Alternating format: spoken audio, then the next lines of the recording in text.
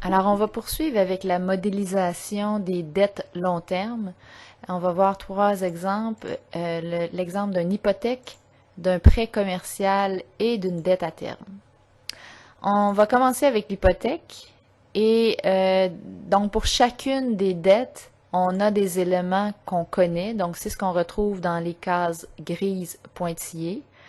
Et on doit faire certains calculs, donc, pour créer la cédule d'amortissement de la dette.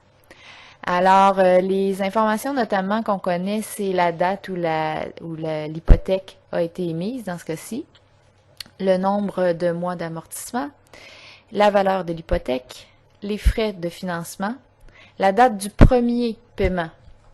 Donc, on peut mettre l'hypothèque ici en mai et le premier paiement être exigible en décembre, ce qui fait qu'on a une période de moratoire qui est l'écart entre les deux. Donc, il y a 7 mois entre mai et décembre 2014, c'est ce qu'on calcule ici, avec le taux d'intérêt de 6%.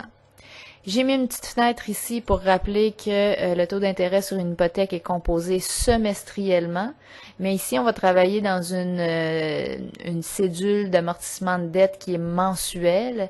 Alors pour cette raison-là, j'ai remis le calcul de taux équivalent mensuel pour une hypothèque. Je vous ai remis l'origine de ce calcul juste ici et on va s'en servir par la suite dans nos différents calculs.